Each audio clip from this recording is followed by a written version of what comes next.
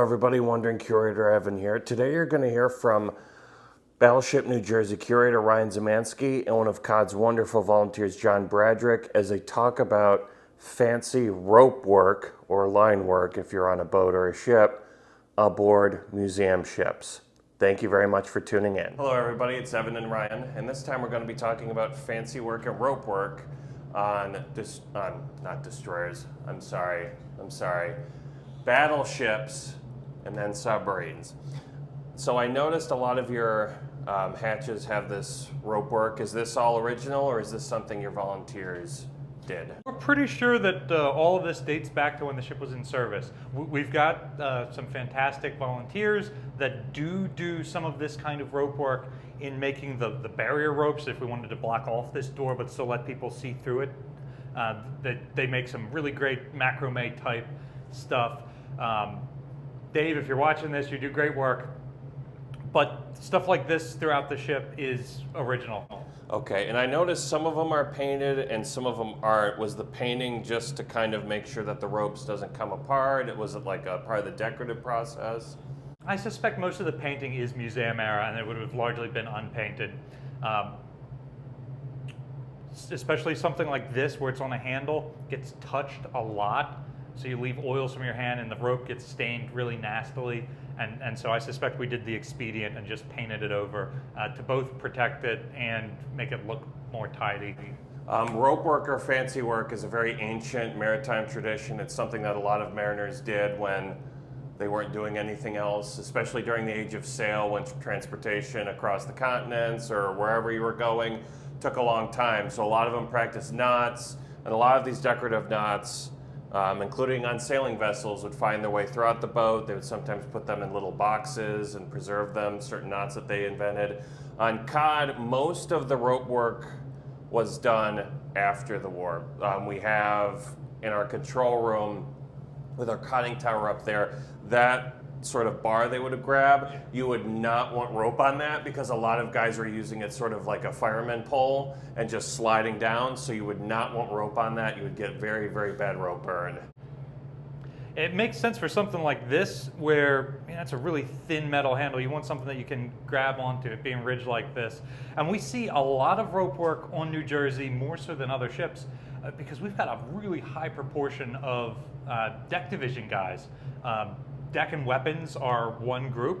We've got a tremendous amount of firepower, so there's a lot of guys manning those.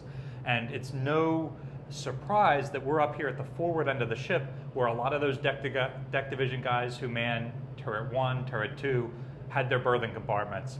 So those are all bosun's mates, gunner's mates, the kinds of roles that are traditionally associated with these kind of marlin spike seamanship skills.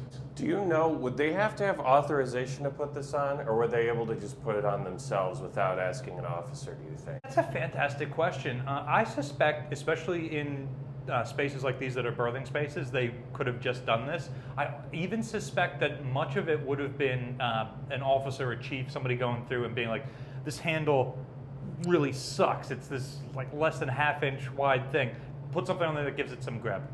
On COD, we've done it recently on certain bars, not necessarily to reflect historical accuracy, but because it's a good way of preserving the bars, especially as you said, a lot of people are handling it, oils, it's just a good way of keeping it, and plus there's a low grip there. So, like your overhead grab bars as you're coming down, people grab those and swing, and that's not a great thing safety-wise, so having this on there like really prevents them from doing it. Our ivory crew would dress up, especially the stanchions on the ladders.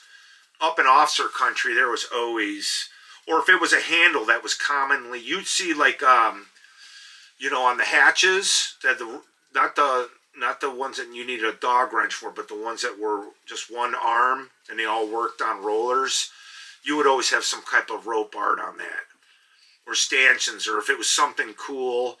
And, especially when you get up in officer's country, or you get by the captain's quarter, any of that stuff up there, the bridge, there was always some beautiful rope art. And the bosun's mates, some of them were really good at it, and they would just give it to them as a project. They do it in different colors and all kinds of stuff. So you saw plenty of that on the New Jersey. Yeah, thank you, Evan, and thank you for inviting me to talk to this today. want to talk a little bit about our work here on the COD submarine, the coxcombing or the decorative knots, wraps that we have. And I do have to thank two people that got me into this, because I never did this before in my life. And that was two of our crewmen, Daryl Flint and Bill Chaikin, that got me interested in it. And I taught myself how to do it using YouTube, and the rest is history. So most of the things that are on the COD, as far as the decorative knotting, is the French hitching, which is around all of our ladders and our railings, except for one, and I'll talk about in a minute. But we do have one very interesting wrap, and it is left over from World War II. It's a true remnant, and it's a decorative wrap on a railing next to one of our engines. It's kind of been abraded from years from people touching it and walking past it. And you don't think much about it. You think it's decorative until you learn that there's code involved in this wrap. And the number of what they call Turk's head knots that are on this wrap tells you what number the engine is. And there's 3 there, which I thought was pretty amazing. We haven't done anything else than that, because a lot of the submarines already been wrapped by Daryl Flint. But I did do a lot of French hitching, which is a very simple wrap. It's just a spiral around whatever cord you're using, usually something that's not biodegradable like cotton. We like to use nylon or other types of things. I did do one wrap, which we'll show you a picture of, called an axe handle wrap on our railings leading to our forward entry hatch. And the nice thing about that one was it was such a long wrap. It took me about a month to do on both sides, and you didn't have to estimate how much cord you needed. You just kept rolling it off a spool, and it works. Axe handle wrap is to go around axe handles, and it's also designed when you grab the end of it and pull it, the whole thing comes unraveled. But we designed ours so that visitors can't pull on it and unravel the whole thing. And we'll show you a picture of that. It also nicely goes around curves, which the other types of wrapping like the French hitching will not do. Turk's head are a very common thing that we have on the COD. They're very decorative. They look like Boy Scout knots, and they accent our wrappings at the beginning and end.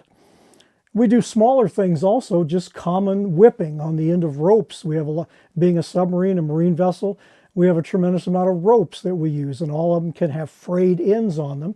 So we whip the ends of the ropes together so that they don't come unraveled, and which really helps us in the situations where we need ropes to actually do things for the COD. Especially there's another knot that we use a lot called the constrictor knot. Those of you watching should recognize it. It's a very strong knot. It's how we start most of our wrappings, and it doesn't come undone. It's that strong. You almost have to cut it off. And then the last 2 that we used a lot is they have strange names to them. One's called a full MOKU, M-O-K-U, and it has it's like a double DNA helix that goes around the wrappings, the cord wrappings, and it's very decorative. And then there's another one called the half MOKU, which is one we used actually on periscope handles that are outside on a periscope we have on a pedestal for visitors to look at and turn. And we did that with a combination of all 3, French hitching, Turk's head, and half MOKU. So those are the ones that we use the most on the COD. And Thank you very much for watching. Remember, hit the like button, subscribe, notification bell, and we'll be back with more. Thank you.